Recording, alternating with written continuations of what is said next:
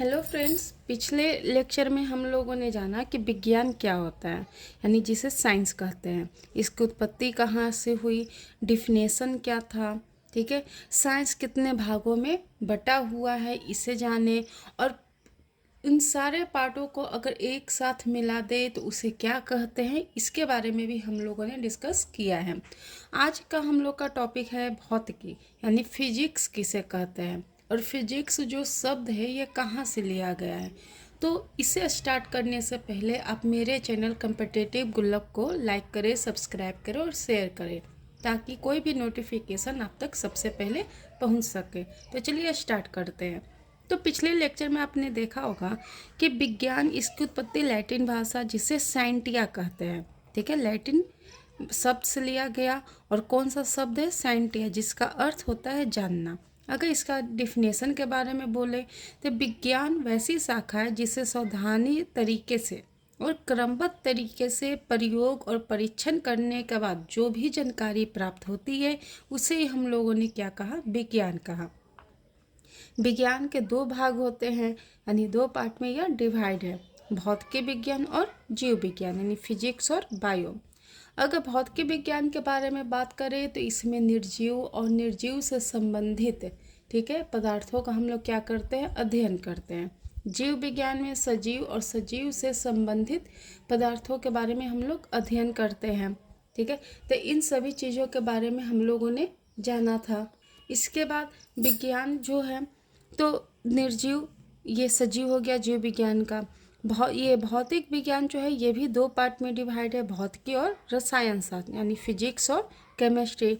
जीव विज्ञान के भी दो भाग हैं, जंतु विज्ञान और वनस्पति विज्ञान, यानी जूलॉजी और बोटनी। और इन सारे पार्टों को अगर एक साथ मिला दे तो उसे प्राकृतिक दर्शन कहते हैं, यानी नेचुरल फिलॉसफी, ठीक है। तो जो भी ये वैज्ञानिक थे, जैसे अरस्तु हो गए, आर्किमिडीज हो गए, न्यूटन हो गए, गैलीलियो हो गए, इन सभी ने कभी भी ये नहीं बोला कि हम भौतिकी विज्ञान के ये जनक हैं, जंतु विज्ञान के जनक हैं, कभी नहीं। वो हमेशा बोले कि हम क्या हैं? प्राकृतिक दर्शन हैं, ठीक है। तो चलिए अब स्टार्ट करते हैं, फिजिक्स क्या होता है। तो आज का हम लोग का टॉपिक है फिजिक्स, ठीक है। फिजिक्स, जिसे हिंदी में भौतिकी कहा जाता है। हिंदी में क्या कहते हैं? भौतिकी। तो ये जो फिजिक्स है इसकी उत्पत्ति कहाँ से हुई है, ठीक है। तो ये जो फिजिक्स है इसकी उत्पत्ति के बारे में अगर बात करें तो इसकी उत्पत्ति ग्रीक शब्द से हुई है। कौन से शब्द से? ग्रीक शब्द। अब ये जो ग्रीक शब्द है, ग्रीक शब्द से किसका उत्पत्ति हुआ? फिजिक्स का, ठीक है। ग्रीक शब्द से फिजिक्स का उत्पत्ति हुआ। और ये जो फिजिक्स का उत्पत्ति हुआ ये पहले फुसिस कहते थे। क्या कहते थे? फुसिस, यानी ग्रीक शब्द में एक वर्ड आता है फुसिस, ठीक है। और यही फुसिस आगे चल के क्या बन गया? फिजिक्स बन गया, ठीक है।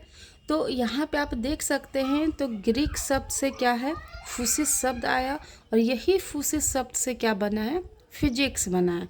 और इस फुसिस शब्द का जो अर्थ है, फुसिस शब्द का जो अर्थ होता है, तो इसका अर्थ प्रकृति होता है। इसका अर्थ क्या होता है? प्रकृति होता है। तो आप यहाँ पर डिफिनेशन में ये बोल सकते हैं कि प्रकृति तथा प्राकृतिक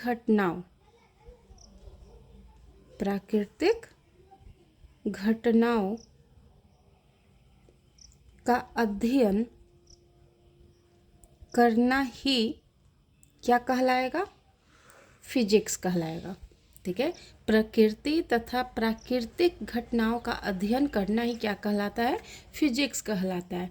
जैसे कि मान के चलिए कि पृथ्वी चक्कर लगाती है, ठीक है, या पृथ्वी घूर्णन करती क्यों कर रही है?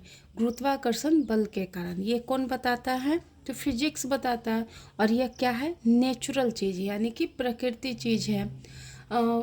अगर आप देख सकते हैं कि आंधी आ जाती है अचानक से, तो आंधी कैसे आ जाती है? यानी जो वायु दाब है, एटमॉस्फेयर है, उसमें उतार चढ़ाव हो रहा है। तो जो वायु दाब के बारे में पढ़ेंगे वो भी क्या है? प्रकृति है।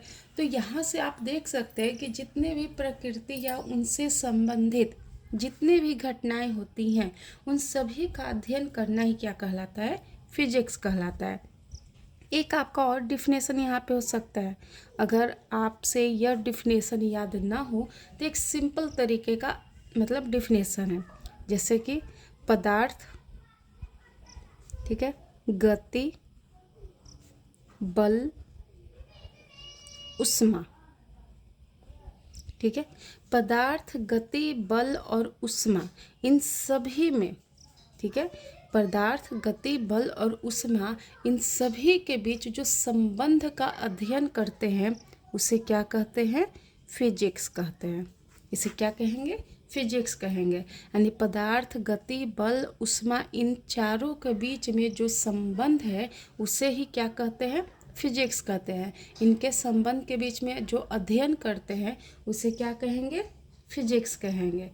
तो यहाँ से फिजिक्स कहाँ से लिया गया, कौन सा शब्द, ग्रीक शब्द।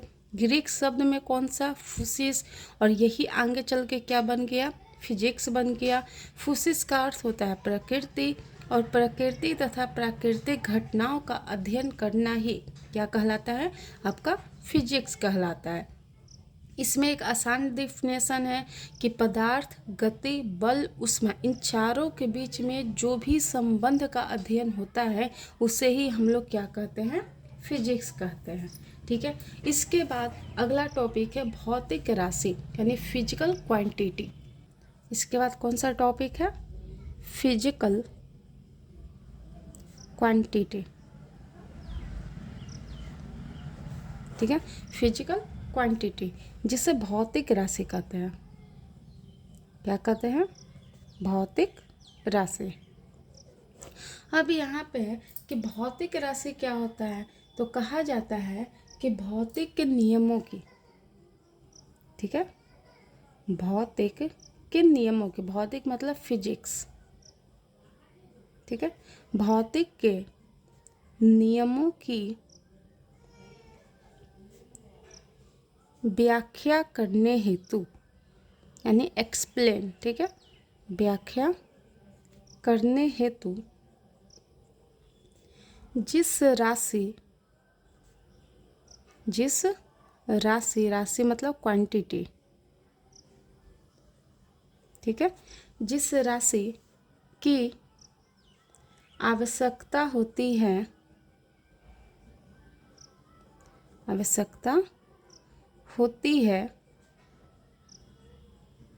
उसे ही भौतिक राशि कहते हैं। उसे ही क्या कहते हैं, भौतिक राशि कहते हैं। यानी आप यहाँ पे देख सकते हैं कि भौतिक के नियमों की व्याख्या करने हेतु, यानी कि इसके लिए एक राशि चाहिए, ठीक है। जैसे मान के चलिए लंबाई को मीटर से मापते हैं, ठीक है। तो यहाँ पे आप देख सकते हैं कि फिजिकल क्वांटिटी कहने का मतलब होता है कि जिसे मापा जा सकता है, ठीक है। तो जिस नियम की व्याख्या करने हेतु फिजिक्स यानी जिस राशि की यहाँ पे आवश्यकता होती है उसे ही हम लोग क्या कहते हैं, भौतिक राशि। और भौतिक राशि की एक विशेषता ये होती है कि इसे मापा जा सकता है। इसे क्या कर सकते हैं, मापा जा सकता है। यहाँ पे भौतिक राशि जो होते हैं यह दो प्रकार के होते हैं। कितने होते हैं, दो। एक होता है मूल भौतिक राशि,